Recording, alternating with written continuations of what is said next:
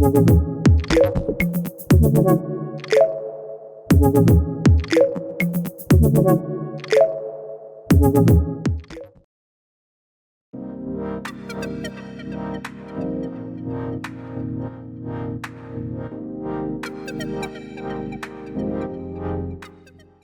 जी, तो last session में हमने लीनियर की डोमेन एंड रेंज डिस्कस करी थी। आज हम क्वाड्रेटिक फंक्शन की रेंज निकालना सीख रहे हैं। 5 केसेस हैं, एक एक करके सारे केस डिस्कस करते हैं। पहला केस, मेरा बच्चा आपको ये फंक्शन दिया हुआ है और आपको बोला हुआ है रेंज ढूंढनी इस केस में, इसमें 5 पार्ट है पहले किसी। तो पहला स्टेप आप चेक करते हो वेदर इट्स मिनिमम पॉइंट और maximum point. Sir it's minimum point. Then आप चेक करते हो टर्निंग पॉइंट क्या है। टर्निंग पॉइंट क्या था, -h, मतलब 3 एंड -7। तो मेरा बच्चा इसका टर्निंग पॉइंट रफली इधर होगा। सेट हो गया बॉस। अब अगर मेरी डोमेन के अंदर टर्निंग पॉइंट लाई कर रहा होता है और मिनिमम होता है तो रेंज क्या होती है, F x greater and equal to, हमेशा क्या, greater and equal to Y coordinate of turning point. अब पहली domain the element of real number, मतलब ऑल वैल्यूज ऑफ एक्स, मतलब टर्निंग पॉइंट क्या ऑल वैल्यूज ऑफ एक्स में lie कर रहा है। 3 मीन्स सारी एक्स की वैल्यूज में आ रहा है, यस। तो मेरी रेंज डायरेक्टली क्या हो जाएगी, एफ एक्स मिनिमम है greater and equal to Y coordinate of turning पर -7। Then x is greater than 2 किधर होगा सर, इधर होगा। सही है। जब मैं 2 के आगे जा रहा हूँ इधर, क्या रास्ते में टर्निंग पॉइंट आ रहा है? अगर देखो 3 ये टर्निंग पॉइंट, 2 इधर होगा। जब मैं 2 के आगे जा रहा हूँ रास्ते में टर्निंग पॉइंट आ रहा है जी। तो अगर टर्निंग पॉइंट डोमेन में आता है मेरा बच्चा, तो मेरी रेंज डायरेक्टली क्या होती है, F x greater and equal to Y coordinate of a turning point. Then 5 कहाँ होगा, यहाँ पे होगा। अब मैं अगर लेसर देन इक्वल टू 5 पे आ रहा हूँ, 5 के पीछे आ रहा हूँ, क्या टर्निंग पॉइंट रास्ते में आ रहा है? 5 से पीछे आया, टर्निंग पॉइंट 3 पे था जी सर, आ रहा है। तो अगर टर्निंग पॉइंट डोमेन में आ रहा है, मिनिमम है, तो रेंज क्या आएगी, F x greater and equal to Y coordinate of a turning point. अब सवाल है लेस देन इक्वल टू 2 यहाँ पे होगा। अगर मैं इसके लेस जा रहा हूँ तो टर्निंग पॉइंट रास्ते में नहीं आ रहा बच्चे, हम पीछे जा रहे हैं। टर्निंग पॉइंट क्या है, आगे। तो अगर टर्निंग पॉइंट डोमेन में नहीं आता तो आपको पता क्या करना होता है, you plug in the value either in this function और दिस फंक्शन। आप इसमें प्लग इन कर दो। क्या आंसर आ रहा है बच्चा, मुझे बताओ। 2 4 8, 8 -24 क्या होता है, -16, -16 + 11 क्या होता है, -5। अब क्योंकि ये मिनिमम था तो आप क्या लिखोगे, एफ एक्स यहाँ पे इक्वल टू क्वेश्चन में, तो आपके आंसर में भी इक्वल टू आएगा। मिनिमम में हमेशा sign greater and equal to का लगता है। एंड देन वैल्यू क्या आ रही, -5। सर ऐसा क्यों कि ग्रेटर का साइन लगे, देखो 2 पे वैल्यू क्या है, -5। जब मैं 2 के पीछे जा रहा हूँ, 2 पे -5, 2 के पीछे जा रहा हूँ, वाई देखो -5 के ऊपर जा रहा है, ऊपर जा रहा है, ऊपर। दैट्स वाई मिनिमम में हमेशा ग्रेटर का साइन लगता है।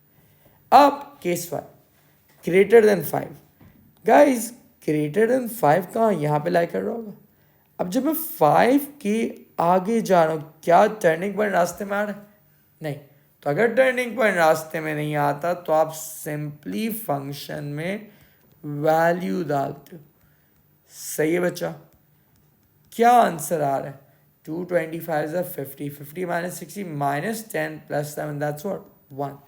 मतलब अगर 5 है तो वैल्यू देखो क्या है बच्चा, 1 है। सॉरी 1, 5 पे 1 है।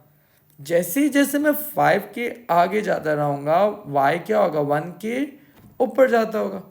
तो एफ एक्स मिनिमम कर्व था तो ग्रेटर का साइन, बट इक्वल टू इसलिए नहीं आएगा क्योंकि डोमेन में नहीं है। और क्या वैल्यू आ रही, 1। तो केस 1 में क्या सीखा, मिनिमम कर्व हो, साइन और टर्निंग पॉइंट डोमेन में लाई कर रहा हूँ, हमेशा ग्रेटर एंड इक्वल टू, चाहे क्वेश्चन में ग्रेटर हो या लेस देन इक्वल टू हो, मैटर नहीं करता, हमेशा sign greater and equal to and y coordinate of turning point. जब लाई नहीं कर रहा और मिनिमम है, साइन तो आपका ग्रेटर का ही आएगा, बट इक्वल टू डोमेन के ऊपर डिसाइड कर जाएगा। डोमेन में इक्वल टू था तो यहाँ पे भी इक्वल टू आएगा, अगर डोमेन में नहीं है तो यहाँ पे भी नहीं, राइट। बट हर मिनिमम के केस में कौन सा साइन आएगा, ग्रेटर। तो उसकी एक समरी रीड करते हैं। मिनिमम कर्व में अगर रेंज में आ रहा है तो क्या होगा, f x greater and equal to Y coordinate of a turning point.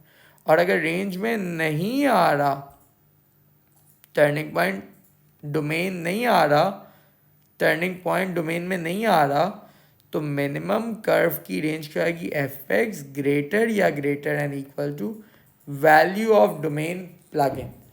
अगर क्वेश्चन में ग्रेटर या लेस का साइन है तो खाली ग्रेटर लिखा जाएगा, अगर क्वेश्चन में ग्रेटर एंड इक्वल टू या लेस देन इक्वल टू है तो रेंज में भी ग्रेटर एंड इक्वल टू खाली लिखा जाएगा। समझ आ गई बात।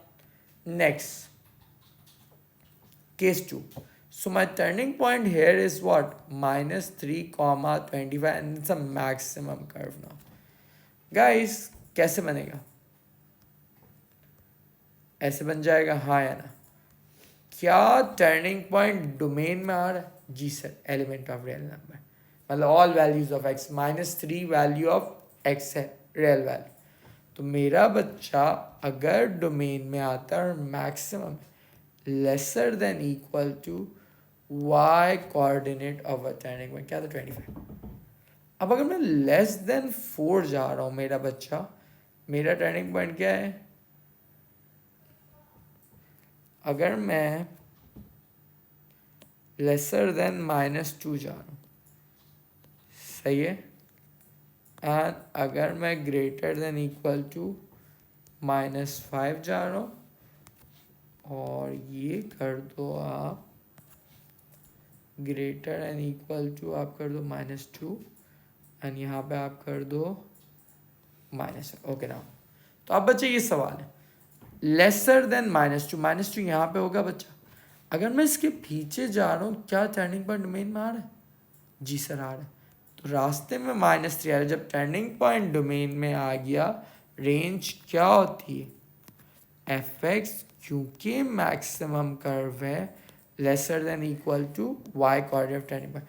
सर मैक्सिमम का कैसे पता पड़ा, देखो ये -2 या यहाँ पे एक्स स्क्वायर के साथ -2 है, के इसका आगे की जगह यहाँ पे की होना चाहिए था बट पीछे लिखा है, सही है बच्चा।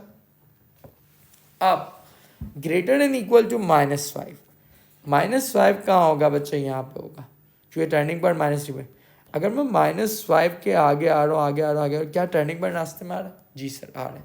तो मेरी रेंज क्या आएगी, F X lesser than equal to 25, Y coordinate turning point. तो मैक्सिमम है और टर्निंग पॉइंट डोमेन में आ रहा है, रेंज क्या आएगी, F X lesser than equal to Y coordinate of a turning point. अब बात आती है this, greater and equal to -2 यहाँ पे, अगर मैं इसके आगे आ रहा हूँ, टर्निंग पॉइंट तो -3 पे इसके पीछे, तो मतलब टर्निंग पॉइंट डोमेन में नहीं आ रहा। In that case we plug in the value, क्या वैल्यू आ रही है इसकी, 7 -8 plus 24, so that makes what, 23। तो मेरा बच्चा, मेरी रेंज क्या आएगी, एफ एक्स, क्योंकि यहाँ पे इक्वल टू है, साइन लेस का ही आएगा but lesser than equal to, and value क्या आ जाएगी, 23। क्लियर हुआ। Now the next one, less than -5।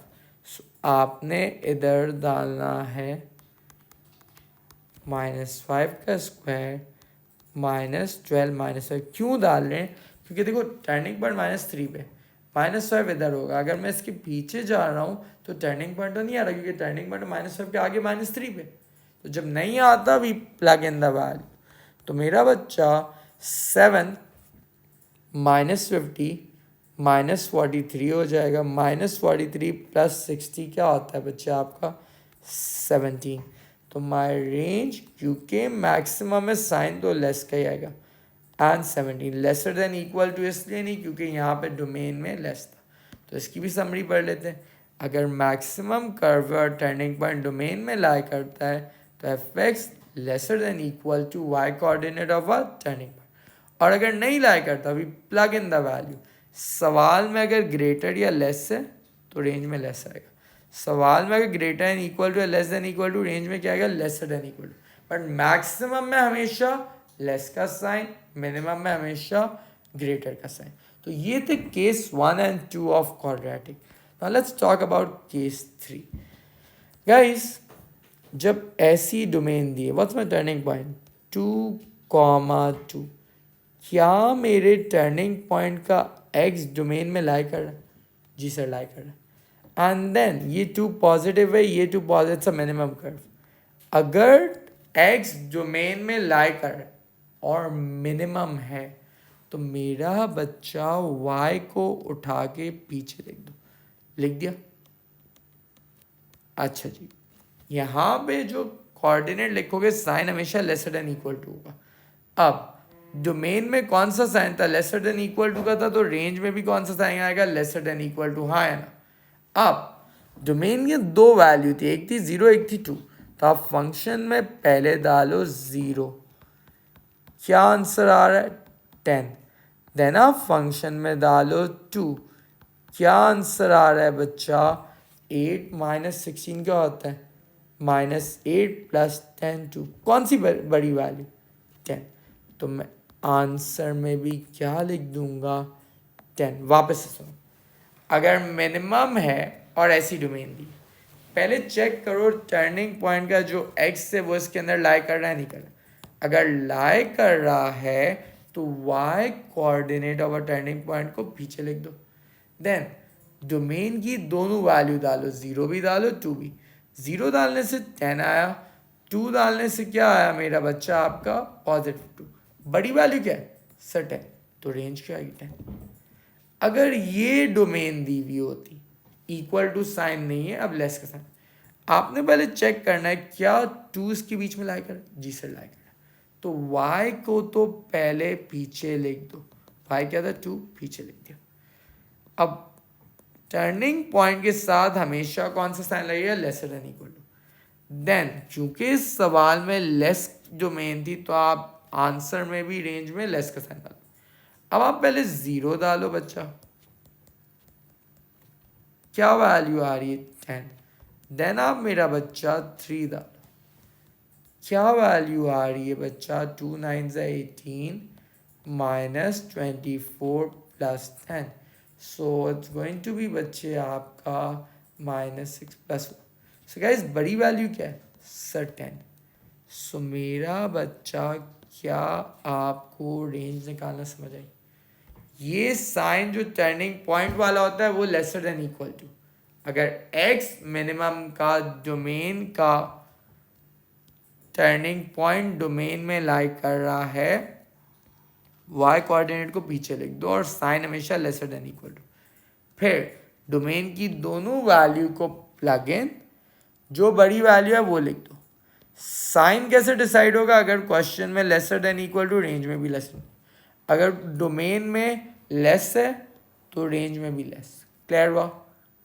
Now comes, अच्छा जी रेंज तो आ गई थी, फिर डोमेन ऑफ एफ इनवर्स मांगी। तो गाइस अगर ये मेरी रेंज है तो एफ इनवर्स की क्या हो जाएगी डोमेन। तो मैं इसको कैसे लिख दूंगा? ऐसे लिख दूंगा ये जब डोमेन बन जाए। क्लियर हुआ? तो केस 3, अगर turning point lies inside the domain, पहले y value of turning point हमेशा ये साइन एफ एक्स, ये साइन डिपेंड करता है डोमेन की साइन में, और ग्रेटर वैल्यू जो हम डोमेन की प्लग इन करते हैं। अब आता है मेरा बच्चा मैक्सिमम का case. What's my turning point है सर 3,10। क्या 3 2 और 7 के बीच में लाई करता है? जी सर लाई करता है। तो अगर लाई करता है नाउ इट्स मैक्सिमम, तो मेरा बच्चा y को पहले आगे लिख दो। लिख दिया? मैं दोनों केस का कर रहा हूँ एक साथ। y को पहले आगे लिख दो, कोई मसला। अब आप 2 डालो और 7 डालो इस इक्वेशन में, इसमें भी डाल सकते हैं, इसमें भी डाल सकते हैं। तो 1 minus 2 square 6 into 2, what's the value? 1 minus 4 minus 3 plus 12 makes what? 9। और फिर मैं डालता हूँ बच्चा 7 इसमें। सो गाइस क्या आंसर आ रहा है? 1 minus 49 plus 42, so that makes what? -6। छोटी वैल्यू क्या है सर? -6। तो इधर मैं छोटी वैल्यू लिख, सॉरी ऊपर वाले केस में क्या साइन था? दिस, राइट बच्चा। एंड इधर मैं क्या लिख दूंगा? -6। नीचे वाले में क्योंकि इक्वल टू था, आंसर में भी क्या आ जाएगा? Equal to. तो गाइस केस 3 केस 4 में क्या सीखा? अगर टर्निंग पॉइंट डोमेन में लाई कर रहा है, मिनिमम है, y पीछे लिख दो, मैक्सिमम में y को आगे लिख दो। डोमेन की दोनों वैल्यू डालो, बिगर वैल्यू मिनिमम के केस में आगे लिख दो और मैक्सिमम के केस में स्मॉलर वैल्यू पीछे लिख दो। कोई मसला? नाउ लास्ट केस, अगर टर्निंग पॉइंट डोमेन में ही लाई नहीं करता। बहुत सारे बच्चे इसका टर्निंग पॉइंट -3, 1 निकालते हैं। रॉन्ग। Y wrong? बिकॉज यहाँ पे x के साथ 2 है। तो इन दैट केस अगर आपने क्वाड्रेटिक का मेरा लेसन देखा है, my turning point will be what? -3/2, 1। अब मुझे बताओ क्या टर्निंग पॉइंट डोमेन में लाई कर रहा है? सर बिल्कुल भी लाई नहीं कर रहा। तो जब लाई नहीं करता आपकी ज़िंदगी बहुत सुकून में होती है। You plug in the first value, क्या आंसर है? 10। Then you plug in the second value,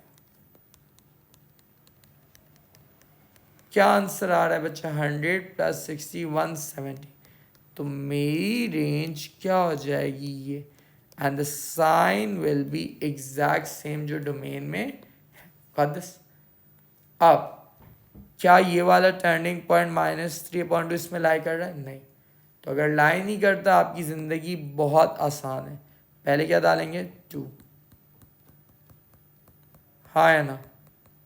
तो 4 4 सा क्या होता है? 16 + 24 + 10 makes what? 50, right. And then मैं क्या डालूंगा? 4।